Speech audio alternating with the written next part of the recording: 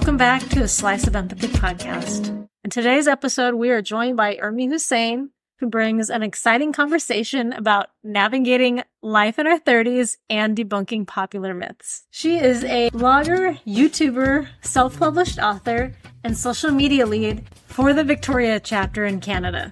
Thank you so much for joining us today. I'm super excited to learn a little bit more about you, kind of diving into life and what that looks like in our 30s. Yeah, it would be my pleasure. My name is Urmi.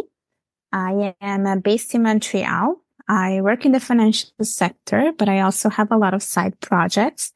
I am a self-published author, YouTuber, blogger, speaker, mentor, and I'm a very, very big advocate of women's empowerment. And I turned 2 years ago 30.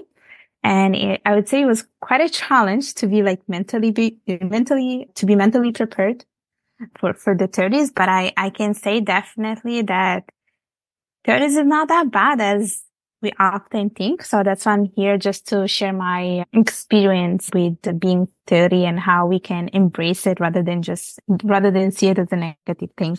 Yeah, I love how you mentioned that because it's funny. I'm actually turning 35 this year. It's kind of the next milestone before 40. I remember before I turned 30, I actually have a friend. He's a little bit over 10 years older than me. And he's like, oh, the 30s, my 30s kind of sucked. And I'm like, oh no, I was kind of like, that didn't help matters. But I honestly, for me personally, I have found 30s to kind of, for the lack of a better word, to kind of be at least for me, kind of like your 20s, but a little bit more financially settled. So I think that's for me, I know we were chatting a little bit offline about feeling more empowered and kind of not really caring so much what people think. And I feel like I'm kind of starting to kind of get there because I spent so much of my younger adulthood, late teens, 20s, just hyper focused on pleasing others and kind of having that second guessing myself and things like that. So I know a lot of people, especially our listeners, can definitely relate to that. How did your perspective kind of shift as you kind of got into your 30s?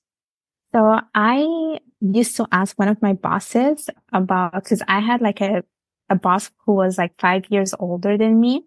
And so I would talk to her about it. And she told me that, when you reach your 30s, you become unapologetic. You start to care less about what people will say and think about you. And that's the type of mindset that I started to basically embrace. And I remember when I was much younger. So when I was in my 20s, I was like, oh my gosh, I don't want to turn 30s. Oh my God, that's being old. And I remember always associating 30s with being old. And I would always tell this to the people who are in their 30s. I was like, oh my gosh, you're 30, you're old. And I would never realize that I was offending them in a way. And then when I actually turned 30s, I was like, you know what? It's actually not that bad. It's really not that bad. I feel like I became a bit more empowered. I feel like I started to know my worth. And I started to do things that I very much enjoy. I know you said you felt like you were financially stable. For me, it was just more knowing what I can do and how I can help other people. And it was just really just doing the things that I love. So that's how I embraced it. And one of my other friends told me that, being 30 is being your best year. It's for a woman, apparently it's the best years of her life. And that's how I feel about it. I feel I feel very bold. I feel very confident. So it's a beautiful thing because I think when you reach 30, you're matured. You're not anymore a girl. You're actually a woman. So you feel very strong. If I have to describe it in a way, both mentally, physically, emotionally, so it's a beautiful thing. I love that. And I can highly, highly relate to that because I honestly feel I think there's especially so much expectations, especially when it comes to women. And I remember years ago telling a friend that I'm I'm probably not going to have kids until I'm in my 30s. And then she was like, oh my God, that's too old. And I'm like, what? And I look back and, not having, kids yet, I kind of look back and I can't imagine having kids like honestly any younger.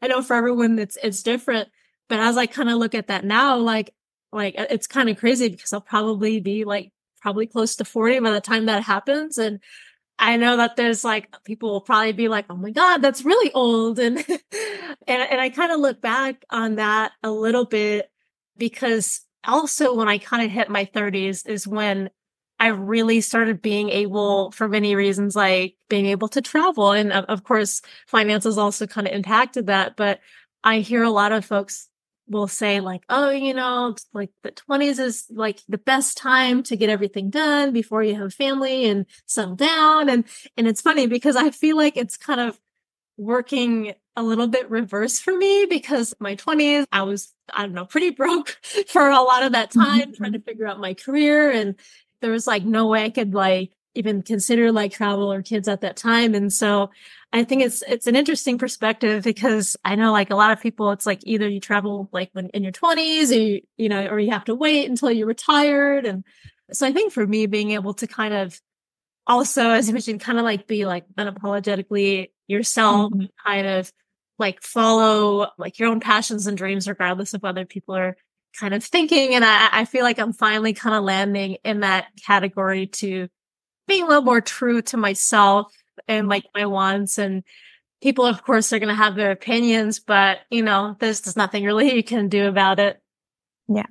Yeah. And if I could add further to that, I also feel a little bit like you in the sense that I think when you're like closer to your 30s and above, I think you start to live your life. Because I also feel like when I was in my 20s, I wasn't traveling as much.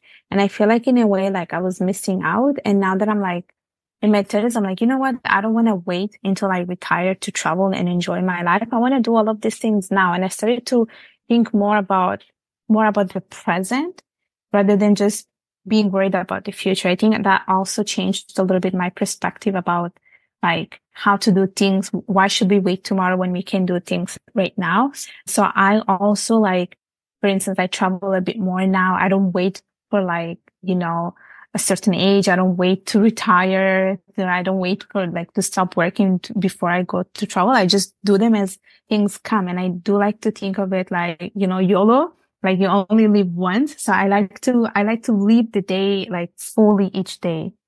Oh yeah, 100%. I definitely can relate to that because it's kind of, at least within the last few years, that's been something that I've been trying to strive for. And fun fact, I've never been to Canada as a whole before, and Montreal and also Vancouver are out top of my bucket list. And we're actually trying to plan a road trip over to Vancouver this summer. I'm based out of California, so a couple days drive. And we were planning like a Buffalo, New York trip and trying to like maybe drive up to Canada, but unfortunately that didn't work out. But that's definitely like something that's been on my list. And I am definitely of the mindset of like, none of us are guaranteed tomorrow, unfortunately. And so like live today. And I know like, of course, not everyone agrees with that. And I know there are a lot of folks be like, oh, you need to save money, da da da. And, what about when you retire and things like that? And, it's valid. I can understand why folks say that, but also at the same time, years ago, I had a cancer scare, and I think it made me really, and wasn't even 30 yet. I was 28, and I was just like, I don't like, what is life? And I'm like, I'm too young for this to happen. And so I feel like you just never really know. And so it's like, live each day to the fullest. And so, yeah, I 100% relate to that. Yeah. Yeah. I also, yeah, I believe in that. Like I like to live my life like that as well. Yeah. And I know you mentioned that there were 5 monumental things that you kind of learned about when you turned 30. Can you share them with us? Yes. I mean, there's so many. Actually, there were 5 of them, but there are many, many, many of them, honestly. I think for sure, like living my life fully, like in the present. Okay.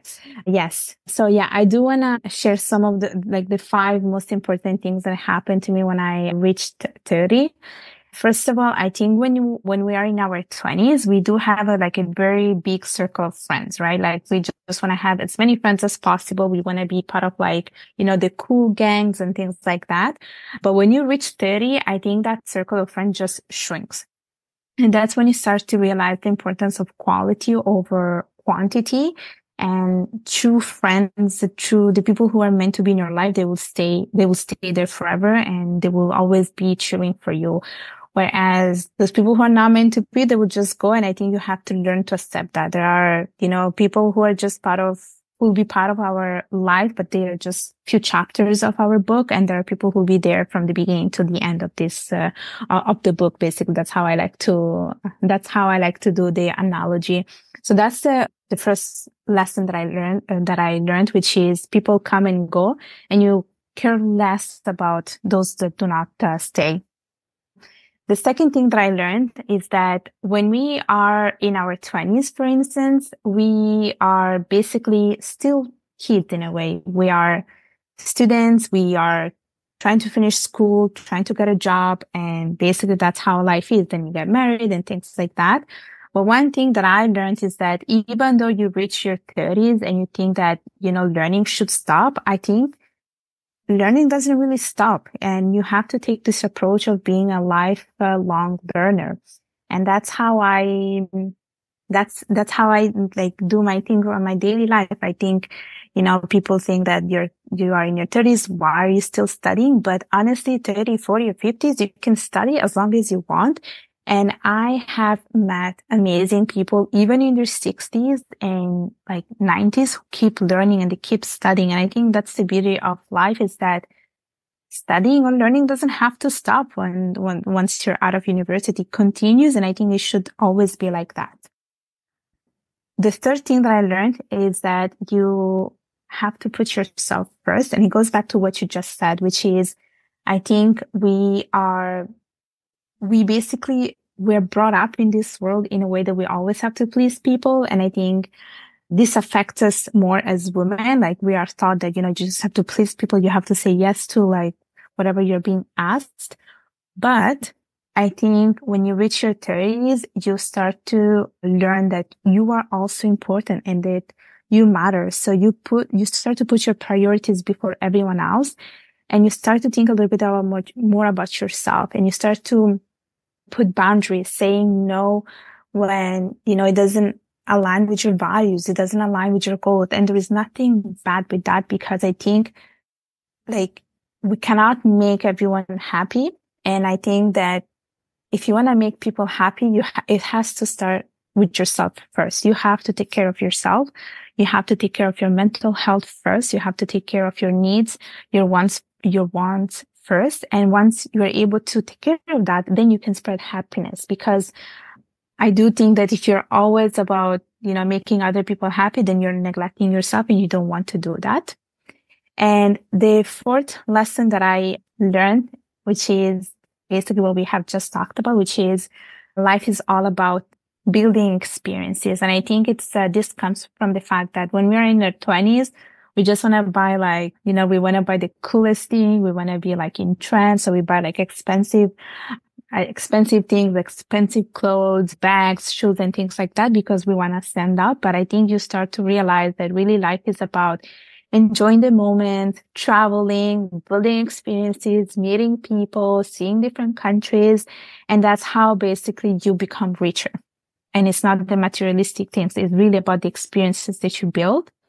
And the last lesson that I have learned is you have to fall in love with life. Because I think life is really made of a lot of emotions. We have periods of happiness. We have periods of sadness.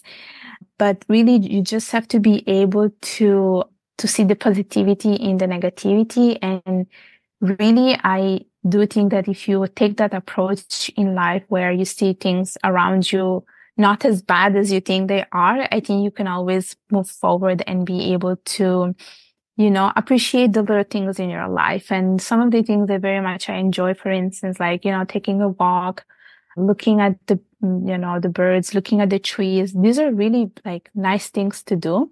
And we shouldn't take those things for granted. So you start to enjoy a little bit the little things that are there around you. You start to appreciate a little bit more the little things. So these are the 5 things that for me were very important when I reached my 30. And I think everyone should take this approach. I absolutely love that. Thank you so much for sharing those with us. And I highly relate, especially when it comes to like embracing our surroundings and nature. And it's funny, I kind of had like an epiphany sort of like somewhat recently, because I know when I was younger, for sure before I was 30, even like it was probably within only the last couple of years that I really kind of grew to appreciate some of the smaller things. And there was a point in my life, like there was just like no way I probably would have been like, well, that's just kind of silly or kind of corny. But yeah, like when sometimes like even just going for a walk and just like feeling the elements of life and just kind of, as you mentioned, like listening to the sound of birds, hearing the sound of the, like maybe a waterfall or a rush of water that's coming nearby, and just kind of like taking a minute to kind of be in the moment. And I think it really helps you feel alive. It kind of brings that awareness to it and that appreciation that like maybe we didn't otherwise have before. And it's interesting, like younger me would have been like, oh my gosh, like you're just kind of hokey or whatever. But now like I totally relate to that. And I'm always like thinking about, and I think for me, just like traveling and wanting to experience like different lifestyles and cultures is just amazing to me. It kind of, I come home with this true appreciation and for life around the globe and seeing how different people live and with like different cuisines. And it just really, it just brings like a level of awareness that like we didn't think like we maybe had before. And it's just like, I am very much of someone who really loves to have different experiences to kind of enhance like my view on life for sure. Because there was a point in time when I was much younger where like I was like very much like, I don't know if I want to say a homebody, but kind of like I didn't have like a real huge interest in like really traveling or really having like different experiences or that appreciation for nature and the things that are around us. And I think especially as we get older, for sure, like that is something we come to appreciate more. And it just kind of feels like sometimes like there's like blinders that maybe we're honest that have come off. And if I'm out experiencing like nature, maybe I'm on a hike or I'm traveling, of course, like I want to capture like, photos and videos of it, but I also try to kind of be present, so to speak, and kind of like be in the moment and kind of experience everything that's going around me, like what I can smell, what I'm hearing, and just kind of being in that moment. It's just really magical. And it's funny, I never thought I would come to this level of awareness like before, but it really like the world is truly a beautiful place. And so I'm really glad that you mentioned that. Yeah.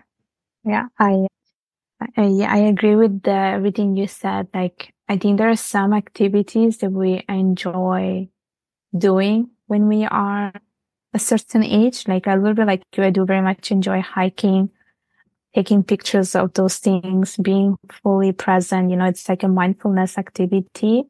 And I don't think these are some of the things that you learn when you're in your 20s. I think it goes back to the fact that I think when you're in your 20s, you're basically trying to, catch up other people. You're basically following the crowd. Like you see people accomplishing things, you see people completing stuff. So you're like, oh my gosh, I have to do all of these things because you're following a crowd.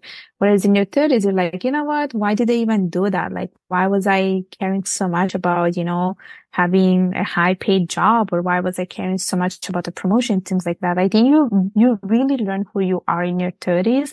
And I think you really get closer to your true self, and you start to take those steps to be closer to your true self. and you start to appreciate a little bit more, what you're capable of. Like, for instance, for me, when I reach my 30s, yes, you want to be financially stable, for instance, that's important for everyone. And that's also important for me. But for instance, like, would you want to get a job that pays you a lot, but you're unhappy with it, for instance? Most people probably will, because they're like, oh, it's paying me a lot of money. But I think when you're in your 30s, you start to think, okay, is that really what I want to do? Or would I prefer to earn a little bit less, but be happy with the job that I have, for instance? So this was an approach that I took when I changed job and I turned, and it was closer it basically happened when I was turning 30. So yeah. Yeah, I definitely relate to that too, because actually within the last maybe 2 years or so, I want to say, I was really stuck on like wanting to climb the corporate ladder Hmm. and like not necessarily be like a CEO, but be like, I don't know. I do marketing communications and like kind of my 9 to 5. And I was so like, yeah, I want to be a director and do all these things. And then I think I kind of like there kind of had this sort of aha moment to where I realized I mean, I spent so many of my years, and I think also partially it's because of my upbringing where, I think parents maybe are very like well intended when they want to push their children as far as education. But I Hmm. feel like it can be like one dimensional. Like for me, it was like, okay, there's absolutely no question. You're to go to college, you're to like basically build your career, be at the top, da da da. There wasn't really like a lot of focus on like self-preservation and like experiencing the present and really like enjoying what you do. It was very much about you need to make good money. And Hmm. to an extent, like I like understand, but also, I feel like there is a sweet spot. Now I've always said that like, if I can make enough money to where I can afford, to be able to travel and afford like, my lifestyle, like I'm okay. I don't need to be making like hundreds of thousands of dollars a year in order to be happy. Because like, as you said, if I'm in this like really top position and I'm not happy with that job, or I'm like working 70 hours a week and I don't have time to do the things that really make me happy, I think that it's not worth it. And I definitely think it's all about like that balance and from coming from like a world to where I kind of there's a lot even in like my husband's family too. It's very much like very, very career driven. And that's like the Hmm. first question. And I think like even when people are dating too, it's like, what do you do for a living? Like it's like one of the first things. And I kind of got to a point sometime I think in my earlier 30s to where I'm like, why is that? Like there's so many other things that define me that aren't just like, my 9 to 5. I love to do art, or I love to do hiking. I love to travel. Like there's so many other things that I feel like that are part of all of us than just like what we do for a living. And I think also, I know a lot of our listeners can relate to where I think, especially on social media, there's a lot of things that we see that may not be like realistic to like daily life, like especially like influencers who are getting paid to show us certain things. And then I think a lot of folks get stuck feeling like, oh, like what am I doing wrong? Why can't I be Hmm. doing that? And so it can really like it can really get to us. And I'm sometimes guilty of that as well. Sometimes we're like, why can't I be like this person? Or why can't I be like that person? They make more money, or they're prettier, or all these different things that are kind of going on in our head. And so I feel like we have to kind of step back and kind of think, okay, now what, aside from all of like the outside voices, like what truly makes me happy, and Yeah. have that focus off. And, am I okay with making less money? Can I afford to pay my bills and all of Hmm. that? And like finding that kind of like happy medium, I feel like is a really key to living a life that we love without making like crazy like sacrifices. And so Yeah.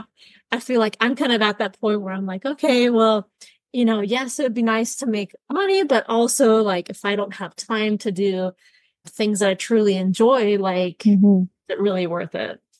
So I'm Yeah. glad that you mentioned that. Yeah. And if I could add further to this, because I had a similar goal when I was in my 20s where I was like, you know what? I want to be like a manager. I want to have people to manage our work. I want to eventually become a CEO of a company and blah, blah, blah. So like, I'm still like very much driven and things like that. But then afterwards, I was like, you know what?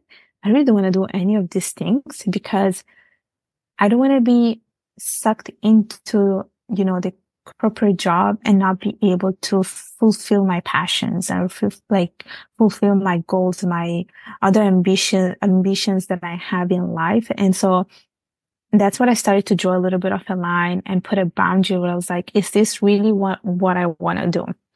And I started to you know, start to vision myself like being that kind of person. But I was like, no, I don't think that's what I want to do. I think I want to really pursue my passions. Like, yes, I do need a full-time job to pay my bills and blah, blah, blah, but it's not like everything. So for instance, like, we all have our 9 to 5 job, and then we also have our 5 to 9.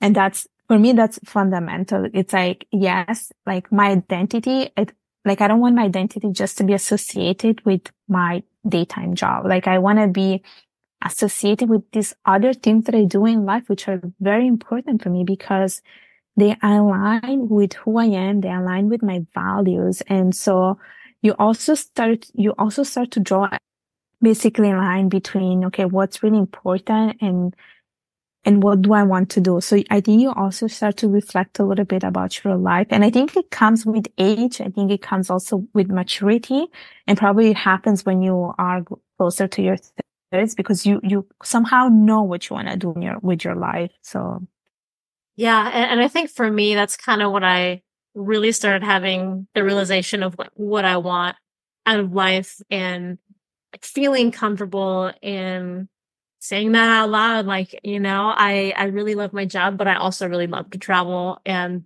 this is important to me. Or I also really love to write and I also want to make time for that too. So I think that's really important. And I think for anyone who might be listening to this, I hope that they can take away the messaging is, if you're trying to struggle that there is definitely a balance and there's definitely mhm, a medium and there's a lot of importance of doing what is true to yourself and also no matter what other people might think. But I also want to kind of take it back to a little bit about navigating relationships, friendships in particular, because this is something that I have been struggling with like the past couple of years. I have some really very close friends from high school. We don't see each other very often. A lot of them mhm, either out of town or out of state. Once in a while, we'll kind of check in with one another. And even like a lot of my more local friends and friends that have moved away, I've often struggled with kind of maintain like those relationships and what they kind of like look like as we especially start getting into our 30s and maybe like we have people have kids or they have careers or different obligations that are kind of consuming their lives a little bit and I think it can be hard because like I'm even still struggling with this like what does it look like what do those friendships look like and there's admittedly even like a part of me like I've had friends as you mentioned, who have just, like we, as kind of life, the progression naturally does, like maybe we've kind of drifted apart and I know it like it happens, but sometimes I find myself kind of like struggling with that. Like I feel like I've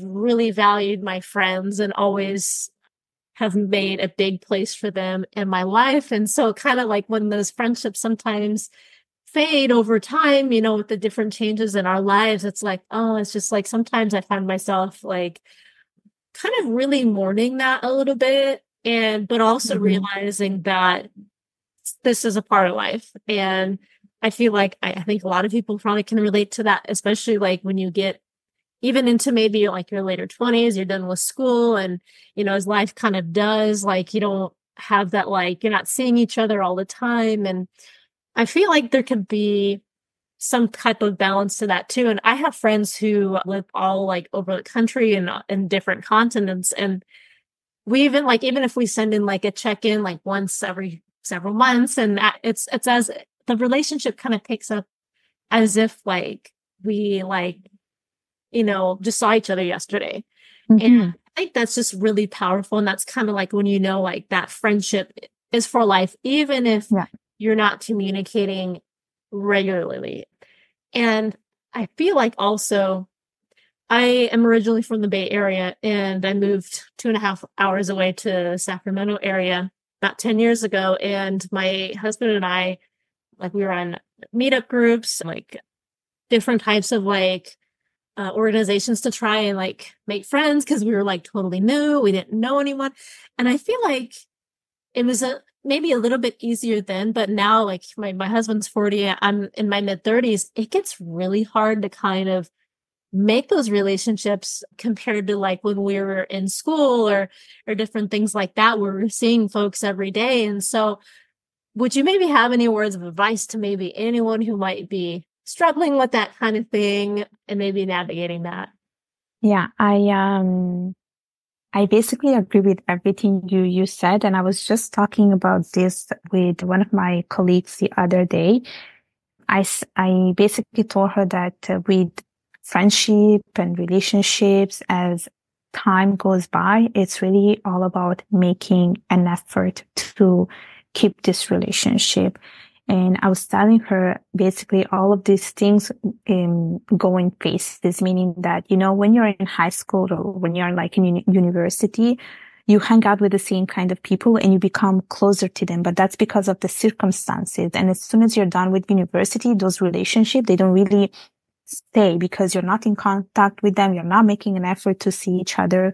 And the same thing when you start working, like if you go to different companies, you get really close to these people and then you change company and no one like texts, like you are not texting the person you used to talk to before. And that's normal and that's part of life.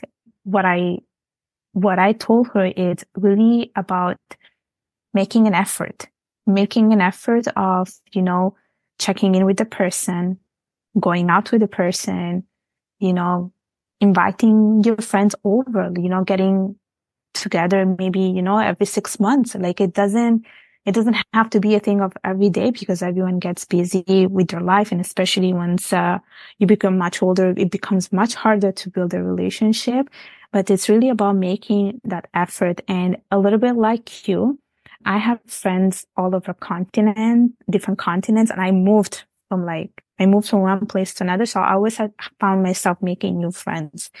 And my high school friends, and I'm talking about like 15 years ago, they are based in Italy and I'm in Montreal, but I talk to them pretty much every week. And it feels like I never left Italy.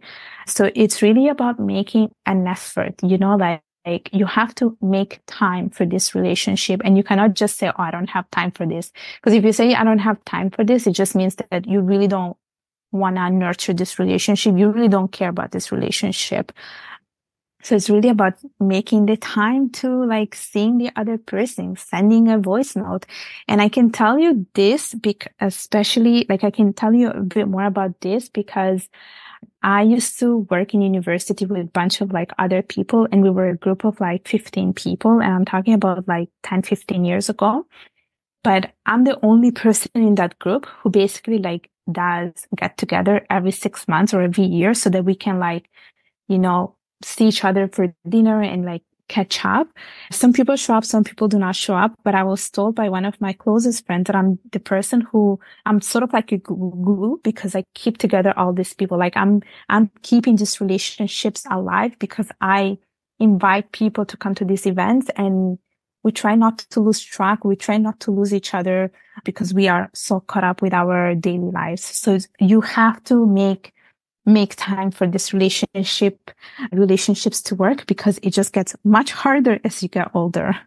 Oh, absolutely. I 100% agree with that. And it's always been important to me to try to reach out to different friends, especially in the Bay Area. I still have a lot of friends there. And even if it's, during the holidays or different things like that, when we'll schedule the meetup, even if it's only for like an hour or two, it still just makes all of that difference to kind of have that connection, even if we can't see each other all that often. If you find yourself in a position where you're the only person, say, reaching out to that friend, what kind of advice would you offer? Now, because sometimes I kind of wonder this myself. If you're the only one who's making the effort, is that relationship like worth preserving, or is it like kind of something you maybe just kind of accept? I just kind of want to hear maybe your thoughts on that, and kind of navigating that. Is a relationship worth preserving? Because I have some that like are kind of like that I just absolutely, I know that different folks have different circumstances to maybe where they can't travel, or different things like that. So like we're communicating like either over text or over the phone, or different things like that too. But I think a lot of folks can relate to where they feel like maybe they're the only one making the effort. Like, what would you advise in that situation?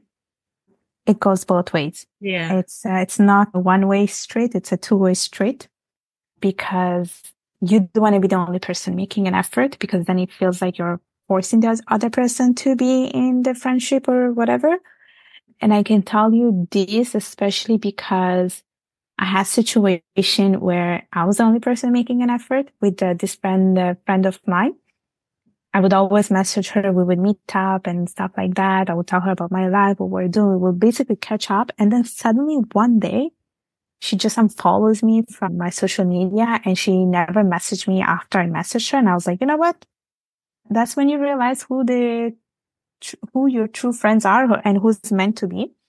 And, and you start to be a little bit more, I would say, aware about those people.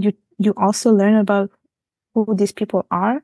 And this friend of mine, I used to be very close to her, and suddenly it turns out that she doesn't want to talk to me anymore. She never explained why. So it's really about like, it's two ways. It's two ways, this kind of effort. Like it cannot be just one-sided, because it doesn't work like that for any kind of relationship. So if you find yourself like making too much of an effort and the other person is not doing anything, then it's not worth it. Honestly, it's not worth wasting your time. Yeah, I can definitely relate to that too, because I've had some similar experiences where I honestly, I've kind of struggled with, should I maybe, I'm not a not confrontational person by any means, but I kind of struggled with, I was feeling frustrated. Like, should I mention it to him? Like, hey, I really feel like I'm the only one giving like this effort, and not really receiving a lot in return, versus like, should I just like let that relationship kind of naturally kind of run its course, kind of fade? I feel like it's really tough, because it's like, especially if it's someone you're really, really close to, and it just kind of like happens like out of nowhere. Mm-hmm.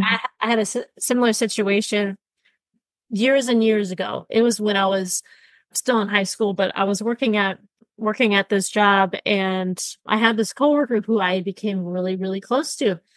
And just one day, all of a sudden, she just stopped talking to me. And I still to this day don't know why. And Mm-hmm. at the time, it was just, I just felt so hurt over it. And looking back on that now, like, I realize that those things can happen. But yeah, I think it's really hard, especially if you feel like you don't know if like you did or said something wrong. And so, yeah, I think that could be like hard for a lot of Yeah. people, because it's like, if there's something I did that upsets you, like I'd like to Mm-hmm. know so I can work on whatever it is or make amends.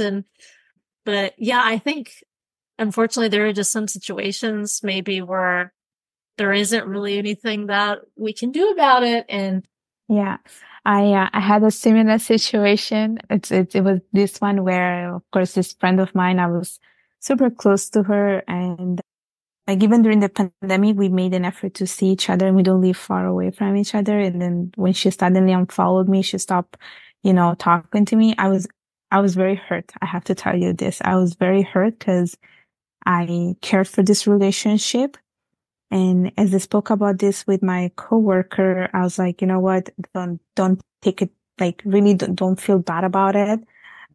And she told me just to let it go. So that's one of the lessons that I learned, which is to let go. to Yeah. really let go because there is nothing that you can do about it. Just know that you have done your best. And if this person doesn't want to talk to you, it says more about this person rather than yourself. And so that's how I see it. Like if something is bad, it's really not about me, but it's the other person who doesn't want to continue this relationship. And that's okay. We move on with life. And probably these people leave because they're making space for better people to come in our life. So you just let it go. Yeah, I absolutely agree with that. And that's something that I'm currently working on myself. I'm like, sometimes it's just better to let it go, to let it, Hmm. like kind of natural progression of things go. Because I think Yeah. also as the years go on, especially as we get older, there are always more people that kind of come into our life, whether it's at work or Yeah. different things that we're involved in. There's always going to be more people that kind of come in. Yeah. And I think also like when you get into your 30s and older, being more intentional about kind of fostering those relationships, because we kind of have to make that extra effort, especially if we're not seeing each other every day, to kind of build that connection, which I think is really, really important. Yeah. I agree. Is there any other practical tips or advice for listeners that, who may be approaching or maybe currently navigating their 30s that you might want to add? Honestly, it's not as bad as you think it is. Age is just a number. That's definitely how I see it right now. If you feel young in your heart, that's all that matters. And honestly, you start also to forget about your age once you reach a certain age. Like I Well, that's forget so sometimes true. when I'm in my 30s. I'm like, you know what? It's really not that bad. So honestly, just embrace it and try to see, like it's especially for women. I do agree that 30s, it's like those are like the beautiful years because you really learn about yourself. You start to explore a little bit more about different things. You start to do different things. You start to pursue more your passions, and you have to take this kind of approach. It's like really not that bad. You don't have to have it figured out by 30s. Life is really a journey and not a race.